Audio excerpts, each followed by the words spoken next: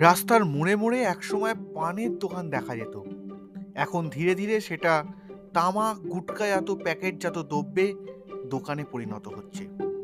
কিন্তু এই পানের দোকান এখনো আছে। সেই গল্পটা শুনতে গেলে আমাদেরকে পিছিয়ে যেতে হবে 1978 সালের দিকে। কি হয়েছিল তখন? চলুন শুনে নিই। আমি অর্ণব, আপনারা শুনছেন ইতি তোমাদের অর্ণব। এখানে আমি, আপনি আর নতুন কিছু তথ্য নিয়ে আজ চলে এসেছি। আজকের তথ্যের মধ্যে থাকছে পান বানারসওয়ালা। চলুন শুরু করি। 1978 সাল। মাথায় লাল গামছা বেঁধে অমিতাভ বচ্চন গেয়ে উঠেছিলেন সেই বিখ্যাত গান। চেষ্টা করছি। খাই কে পান বানারসওয়ালা, খুল যায় বন্ধ আকল কা তালা। চেষ্টা করলাম, মনে পড়ছে গানটা? ডন সিনেমার সেই গানের মধ্যে দিয়ে বেনারসি পানের মাহাত্ম্য হয়েছে চিরস্মরণীয়। কি আছে এই বেনারসি পানে? স্থানীয় বাসিন্দাদের বা ব্যবসায়ীদের মতে পান নয়, আসল রহস্য লুকিয়ে রয়েছে জর্দার মধ্যে।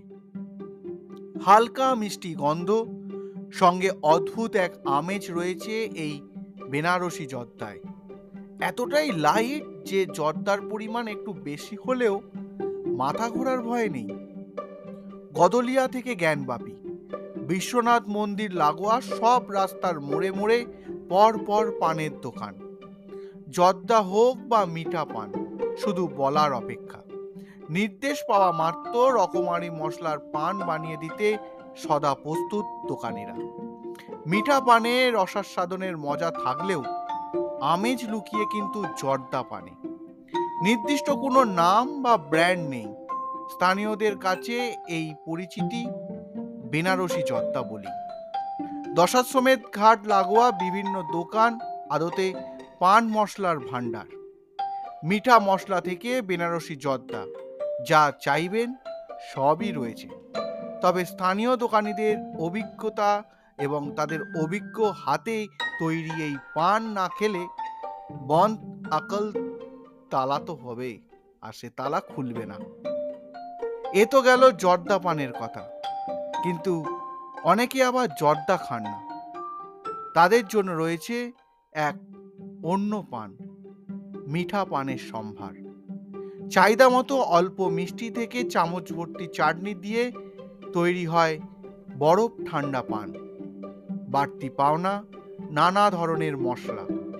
মাপে সে পান এতটাই বড় যে একবারে মুখে পোড়া কঠিন। মুখে একটু রেখে চিবোতে শুরু করলেই জিভে লাগবে নানা স্বাদের ছোঁয়া। বেনারস ভ্রমণে গিয়ে কেউ যদি এসব পান না খান, তাহলে মধুরেণ সমাপয়েত অধারাই থেকে যাবে। আজ এখানেই শেষ করব। এই তথ্য পেয়ে পান খাওয়ার ইচ্ছা কি একটু জেগে উঠল? তাহলে আমাকে লিখে জানাতে পারেন। আর কারোর কি এই পানের দোকানগুলোর অভিজ্ঞতা রয়েছে, সেটাও আমাকে লিখে জানাতে পারেন। আজ এখানেই শেষ করি। দেখা হচ্ছে ঠিক এই সময় নতুন কিছু তথ্য নিয়ে। আগে হ্যাঁ, আজকের এই তথ্যগুলো পেতে সাহায্য করেছে বর্তমান পত্রিকা, তাই বিশেষ কৃতজ্ঞতা বর্তমান পত্রিকাকে। তাহলে ঠিক এই সময় দেখা হবে বর্তমান পত্রিকাকে সঙ্গে নিয়ে। টাটা।